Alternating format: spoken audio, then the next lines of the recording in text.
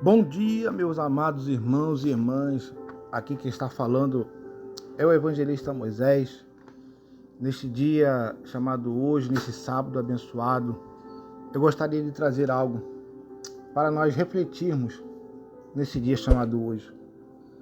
Eu quero trazer algo a qual é tremendo, meu irmão e minha irmã. Nós vemos os templos sagrados, as igrejas, dizendo muitas heresias, enganando pessoas, trazendo falsas informações, fazendo aquilo que agrada o homem, o ser humano, e não agradando a quem tem que ser agradado, que é o nosso Senhor e Salvador Jesus Cristo, o nosso Deus Todo-Poderoso. E eu faço essa pergunta para você, meu irmão e minha irmã. Nós vemos que o apóstolo Paulo, ele foi o maior escritor das cartas que existe na Bíblia. E se Paulo estivesse hoje no nosso meio, qual seria a sua reação de visitar as igrejas, principalmente da nossa nação?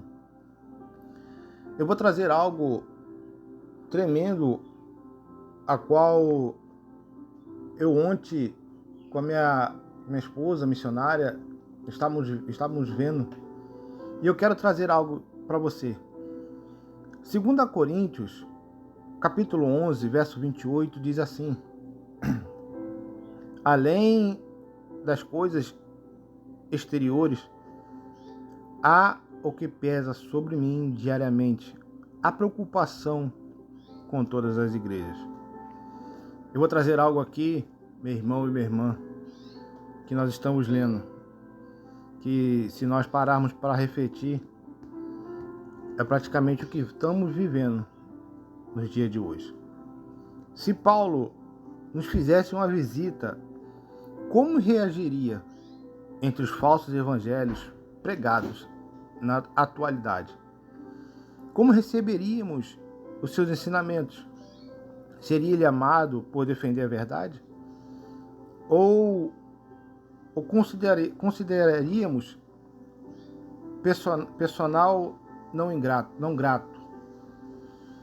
O que pensaria ao visitar as igrejas, comunidades, seminários teológicos e ao conversar com os irmãos? É nessa mensagem que eu convido a você a imaginar como seria, presta atenção, como seria a visita de Paulo às igrejas do nosso tempo. Chegando pelo Brasil, o apóstolo Paulo, ele seria recepcionado por uma comitiva de pastores que o convidam a conhecer, em certa cidade, o grande templo ecumênico da Igreja Paz e Amor. Só não me pergunte como ele já chegou falando a língua portuguesa, porque isso aqui é somente uma narrativa fictícia. Que evangelho é esse? Pergunta Paulo. Ao ouvir religiosos católicos, espírita, praticantes de yoga e principalmente os evangélicos, afirmando que todas as pessoas têm a sua verdade e que todos os caminhos levam a Deus. E esse povo ainda não sabe o que é ecumenismo.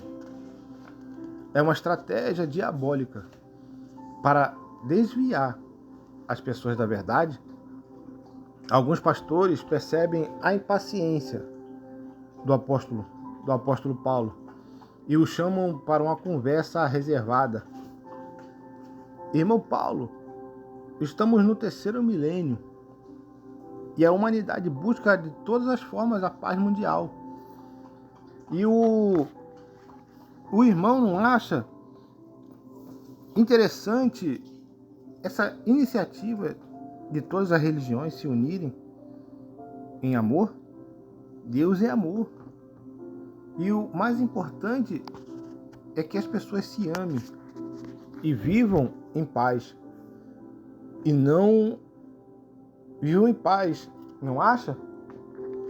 Ora, quem o autorizou a passar do Evangelho de Cristo para outro Evangelho? Vocês não leram a carta de Efésios?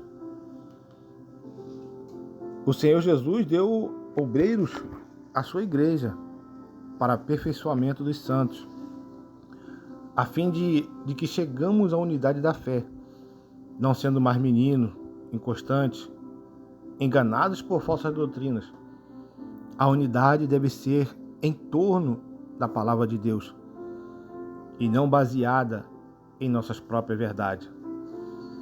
Paulo e sua comitiva partem para outra cidade mais distante, pois eles receberam informações sobre doutrinas e costumes de algumas igrejas que o deixaram preocupados.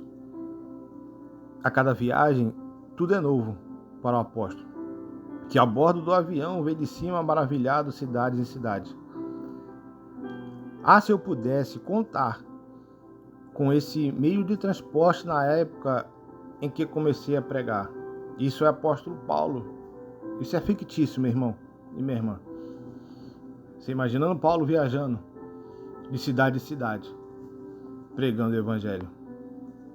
Mas nos dias de hoje, com avião, com carro, ônibus, trem,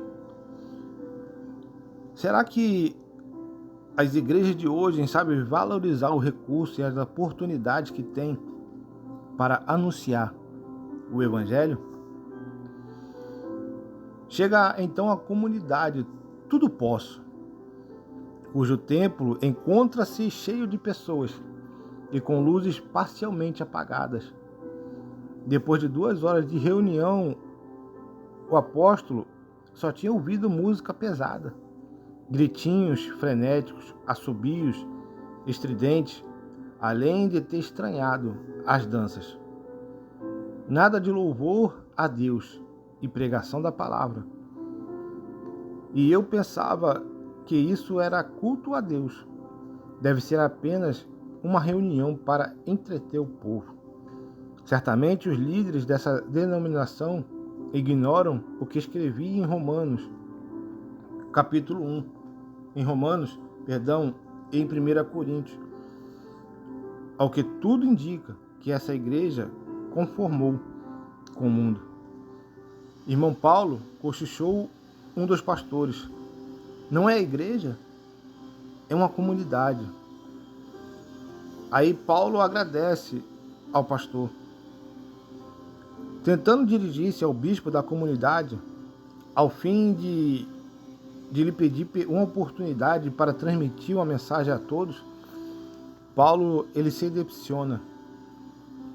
A sua solicitação foi negada por um assessor do inatingível líder. Por uma simples razão: o tempo destinado à palavra de Deus fora substituído por música, coreografias e apresentações teatrais. Aqui, meu irmão, a solicitação de Paulo para anunciar a palavra, pregar o evangelho, foi substituído por música, substituído por coreografia, dancinhas, apresentações teatrais. Agora, o momento da reflexão, comovido em si mesmo, vendo o povo tão entregue ao entretenimento, sem qualquer nenhum temor a Deus, o imitador de Cristo viaja pensativo para outra cidade, a fim de visitar uma enorme e suntuosa catedral da igreja, tudo por dinheiro. O apóstolo Paulo, imitador de Cristo, ele vai para outro lugar, para outra igreja, visitar, mas vai pensativo. E ele de nova decepção. Depois de participar de algumas reuniões, Paulo desabafou aos membros da comitiva: irmãos, isto é o evangelho da prosperidade. Os líderes ficam ricos, os membros, com exceção de alguns, cada vez mais pobres. Além disso, pouco ou quase nada foi falado sobre a obra redentora do Senhor Jesus Cristo. Será que esse povo já ouviu falar sobre o arrebatamento, a necessidade de serem santos? Paulo hoje, muitas igrejas pregam mensagens de autoajuda para o dia a dia das pessoas. Que mal há nisso? Pergunta um dos pastores. Que mal há nisso? Ora, você parece que nunca leu as Escrituras. Será que eu disse que vão palavras registradas em 1 Coríntios, capítulo 15, verso 19? Vamos lá ler, meu irmão e minha irmã, para você ver. 1 Coríntios, capítulo 15, verso 19,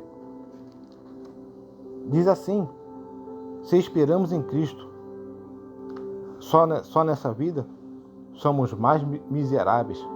Somos os mais miseráveis de todos os homens. Essa foi a mensagem que o apóstolo Paulo deu para esse pastor. E o pastor pergunta: quais? Você é um obreiro e ainda não conhece esse versículo de cor?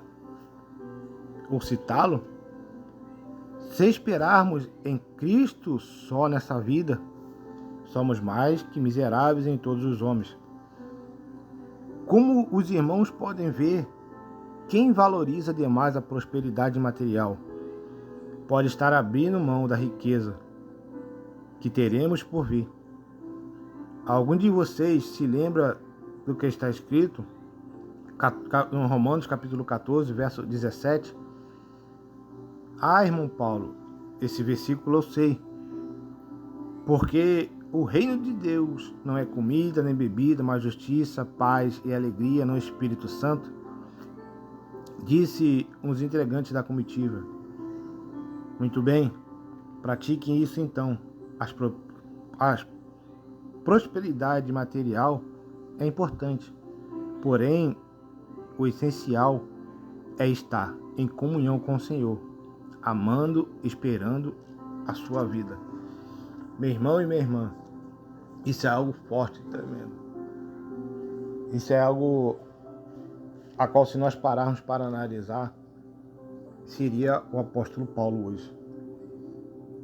Eu sei que o vídeo está ficando um pouco grande, mas se você parar e ouvir essa mensagem toda, você vai ter um despertamento espiritual na sua vida. Continuando, aproveitando um momento em que os pastores estavam entretidos, contando algumas anedotas no meio evangélico, Paulo resolve retirar-se para o hotel, a fim de orar um pouco. Ele ainda não se conformara com o fato de ter participado de cultos ditos evangélicos, em que os dirigentes fizeram diversos levantamentos de ofertas. Depois de um momento de oração de joelho, levantando as mãos santas, o imitador de Cristo, o apóstolo Paulo, abre uma Bíblia de estudo que ganhara de um pastor.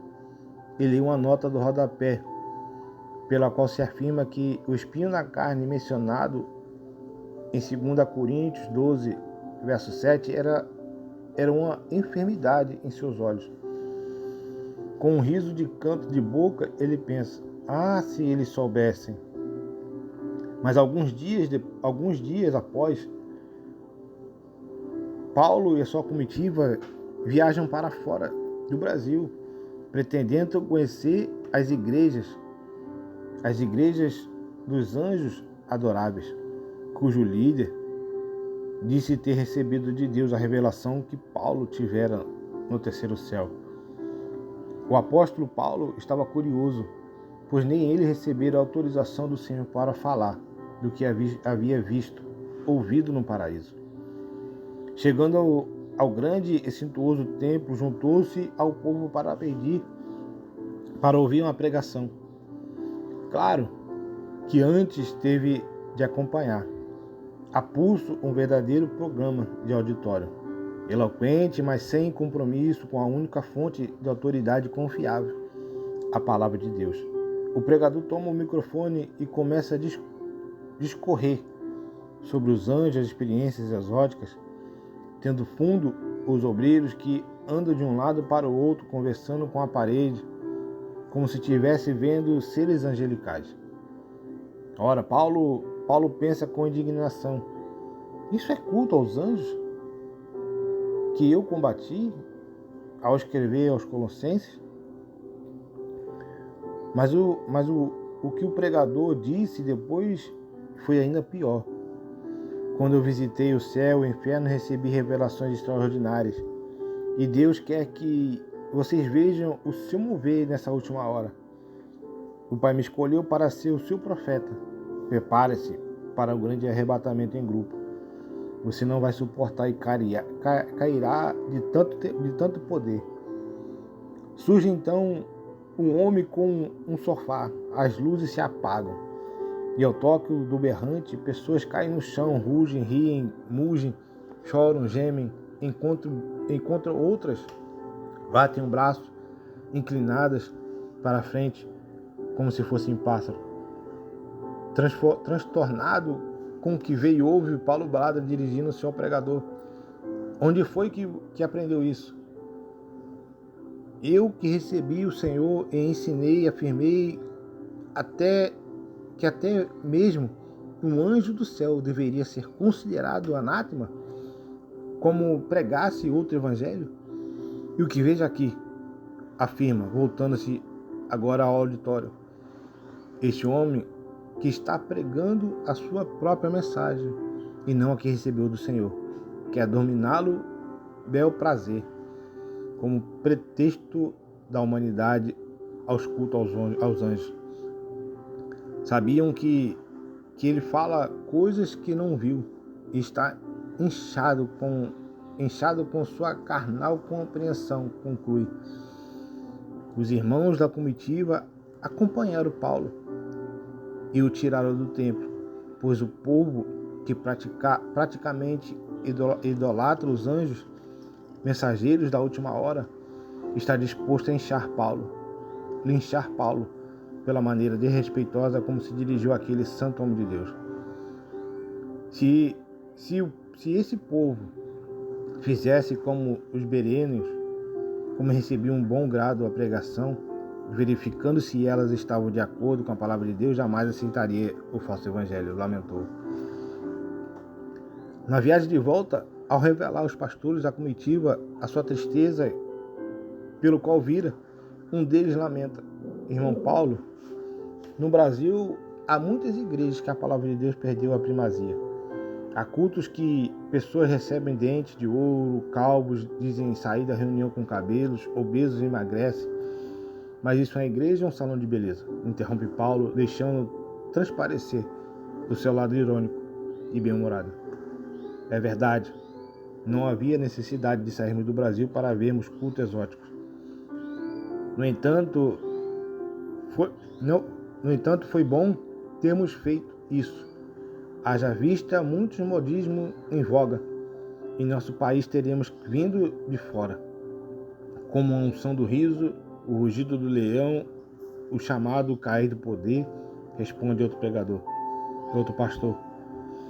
Aliás, eu estava lendo um livro pelo qual se afirma que os pioneiros do movimento pentecostal brasileiro experimentaram manifestações extraordinárias do Espírito, a ponto de caírem prostrados, serem forças ou alegrarem-se ao extremo rindo, comenta Paulo. Porém, ao que me parece, hoje tem havido distorções, pois também ouvi comentando que há pregadores que sopram o microfone e viram a túnica, quer dizer, como é o nome mesmo, paletó, informa o pastor. Isso, obrigado. Mas como eu eu ia dizendo, eu via aqui pregadores que giram paletó sobre a cabeça, como se fosse uma hélice daquela carruagem que voa. Helicóptero, irmão Paulo? Isso mesmo, risos. Obrigado mais uma vez. O que os irmãos pensam sobre isso? As igrejas de hoje toleram esse modismo? Se eu fizesse isso em Bereia, nunca mais pregaria lá. Em Coríntios, talvez ele aceitasse, pois aquele povo gosta muito de novidades. Uns até gostavam da minha forma de expor a palavra, porém havia os de Apolo e os de Pedro. Sim, irmão Paulo. Hoje em dia, no Brasil, os pregadores mais requisitados são os que sabem animar o povo, soprar o microfone, girar o paletó sobre a cabeça, etc. Tenho saudade do tempo que os pregadores expunham as escrituras e podiam dizer ao irmão: o que recebi do Senhor, também vos ensinei. Lamenta outro membro da comitiva. Bem, o que vocês acham? Será que se eu pregasse Jesus e a ressurreição de hoje, como fiz em Atenas, esses crentes, atraídos por tantas novidades, alegrariam como aqueles filósofos, chamando-se de paloureiros e pregadores de Deus estranhos? E nós vemos aqui, meu irmão, eu vou parar por aqui. No outro vídeo eu continuo, para não ficar muito grande, a história de se como Paulo tivesse nos dias de hoje. Poderia ser pior, com a rigidez do apóstolo Paulo, como nós lemos na palavra do Senhor. Nós vemos que é coisa séria, meu irmão e minha irmã. O Evangelho de Cristo deve ser pregado na sinceridade, com temor, e não fazer como muitos fazem, do altar, do templo, da casa do Senhor, como teatro, show. A palavra de Deus tem que ser pregada. A ressurreição, a santificação tem que ser anunciada. Eu quero continuar no próximo vídeo mais algum pouco dos trechos a qual se encontra nesse livro, que é tremendo, meu irmão e minha irmã. Que Deus abençoe a tua vida. Compartilhe essa mensagem. Compartilhe para que cheguem pessoas, para que elas possam compreender e entender como estão anunciando o reino, a palavra do Senhor. Deus abençoe. Fique na paz.